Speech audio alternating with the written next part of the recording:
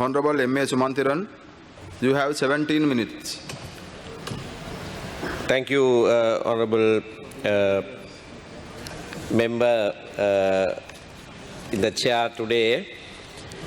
The budget presented by the Minister of Finance, who also happens to be the President,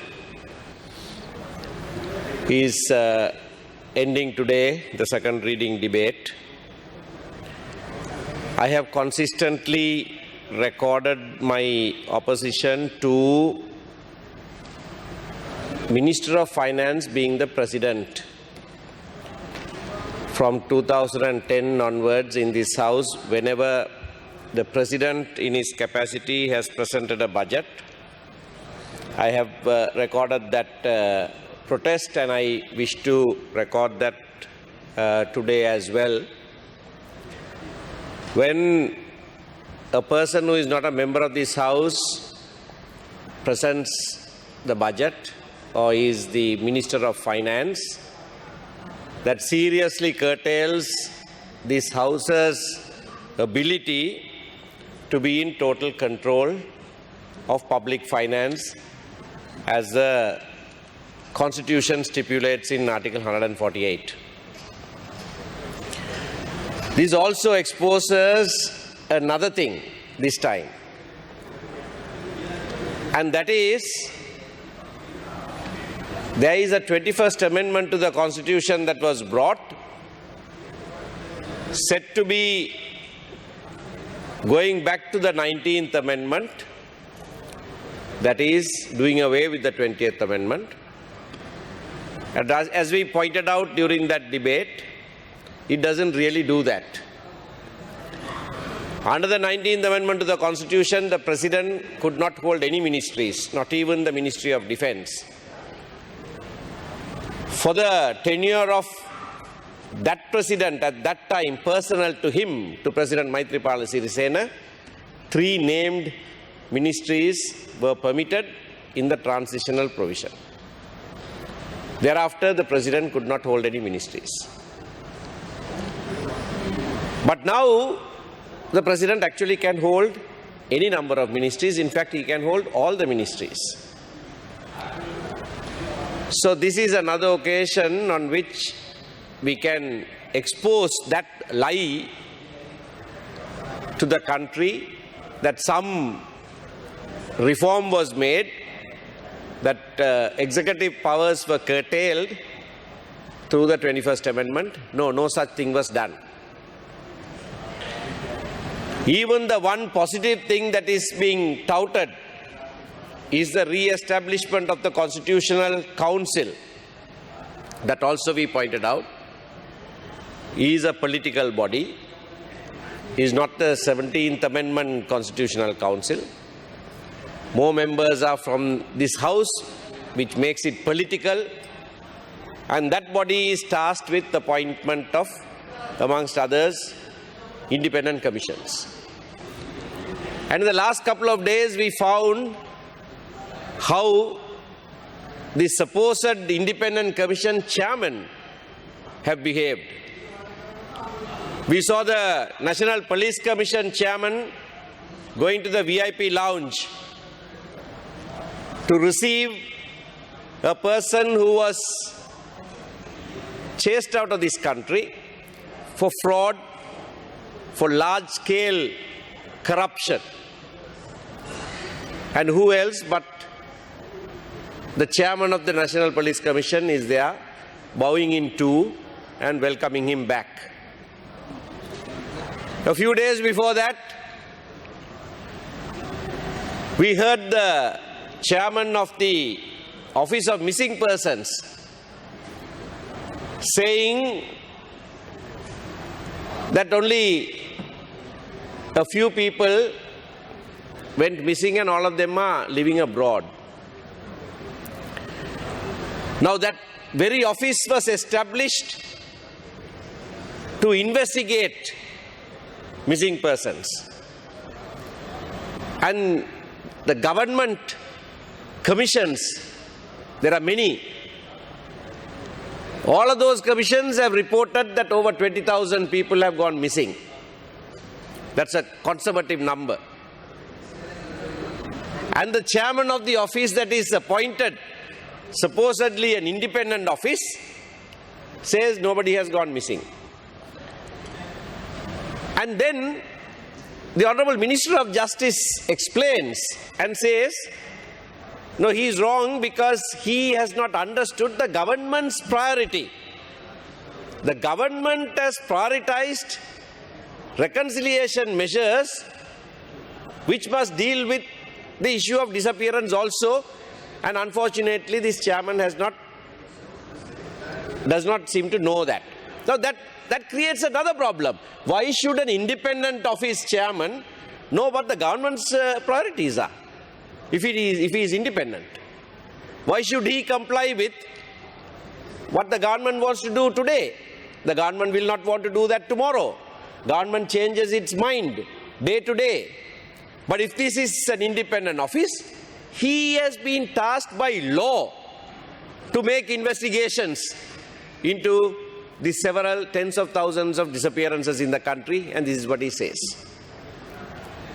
So, this 21st Amendment was just an eyewash, really did not make anything independent in this country, nor did it strip the President of any executive powers. That said, let me turn to the budget proposals. See, I want to concentrate on one matter, and that is with regard to the EPF. EPF is Sri Lanka's single largest fund. This fund has been dipped into, and there are serious allegations of fraud and corruption in the way investments have been made out of this fund. There have been 5 forensic audits conducted, but no action has been taken to date. The last annual report of this fund is 2016. Forensic audits have revealed massive frauds into earnings and savings by the working force of this country, and not a muscle has been moved. Nothing to date has happened with regard to taking action on this. I am highlighting this because the economic crisis that we are facing in this country is primarily due to corruption. Primarily due to corruption. And that is why the IMF in its report said there are corruption susceptibilities, and that is one of the challenges for the IMF implementing its program in this country. The President or the Finance Minister in his budget speech said that that will be dealt with, corruption issues. But where? Nothing has been done. The other issue is with regard to the Office of the Attorney General, who advises the government, who appears on behalf of the government, who defends the government even when the Right to Information Commission orders the central bank to divulge certain information. The central bank appeals and the Attorney General appears. Now these are public funds. These are monies of the people of this country. There is absolutely no transparency. Evidently large-scale corruption and fraud, and all that is covered up by the government, by the central bank, by the EPF, and the Attorney General gives absolute sanction to cover it up. Now, with that background, how do we get out of this economic crisis? The government pays lip service, but every action of the government says the opposite, demonstrates the opposite. Earlier this morning, Honorable Kumar Sanayaka cited the case of a minister who asked an ambassador for a bribe. That was reported. He was suspended from the cabinet and he got a committee of his choice appointed, which exonerated him, and he is back in the cabinet. Now, to add insult to injury, that very minister has been appointed as the president's nominee on the Constitutional Council. Constitutional Council, which is supposed to appoint independent commissions. Handpicked, because there is no one who is up to that mark in the cabinet. No, who has the brass to go and ask an ambassador for a bribe. I suppose the other ministers are a little less corrupt.